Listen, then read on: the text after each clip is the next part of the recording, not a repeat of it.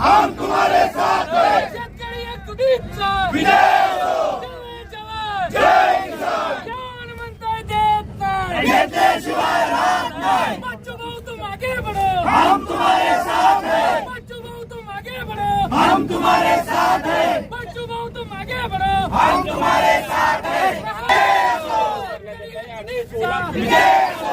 जय जवान जय किसान। आमची मागणी गेल्या 6 महिन्यापासून हीच आहे। बच्चूभाऊंनी रायगडमध्ये 3 दिवसाचं उपोषण केलं, त्यानंतर मोजरीमध्ये 8 दिवसाचं उपोषण केलं, आणि त्यानंतर 138 किलोमीटरचा पायी सातबारा कोरा यात्रा काढली। आमची मागणी आहे की शेतकऱ्याची कर्जमाफी झाली पाहिजे। तुम्ही जे निवडणुकी दरम्यान सांगितलं होतं की सातबारा कोरा कोरा कोरा, तुम्हीच सांगितलं होतं। एकीकडे सांगता बटेंगे तो कटेंगे, दुसरीकडे सांगता सातबारा कोरा। भांडणं लावता शेतकऱ्यांची मतं घेण्यासाठी शेतकऱ्यांना फसवता, आणि नंतर सांगता अभ्यास करू, समिती नेमू, मोठमोठ्या उद्योगपतींची कर्ज त्या ठिकाणी एका दिवसात कायदा पारित करून त्या ठिकाणी माफ करता, आणि शेतकऱ्यांची कर्जमाफी म्हणलं की तुम्हाला अभ्यास करावा लागतो।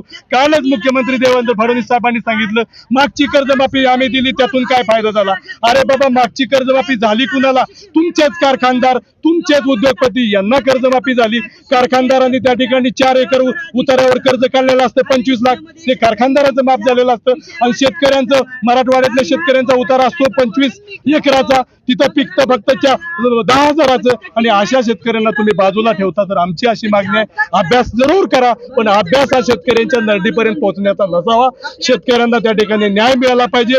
रोज 8 तासाला 5, त्या ठिकाणी एका दिवसात 8 आत्महत्या होत आहेत। हे जर तुम्हाला दिसत नसेल तर शेतकऱ्याचं मोठं दुर्दैव आहे। त्यामुळे शेतकरी कर्जमाफी आणि दिव्यांग 6,000 रुपये पेन्शन आमची मागणी आहे। नाहीतर तुमचे जे नालायक मंत्री आहेत, एक रमी खेळतोय, एक हनी ट्रॅप मध्ये, एक डान्स बार मध्ये बाया नाचवतोय, अशा प्रकारचे मंत्री आम्हाला काय घेणं देणार? अरे तुम्ही बी नाचा, पण शेतकऱ्यांची कर्जमाफी करा।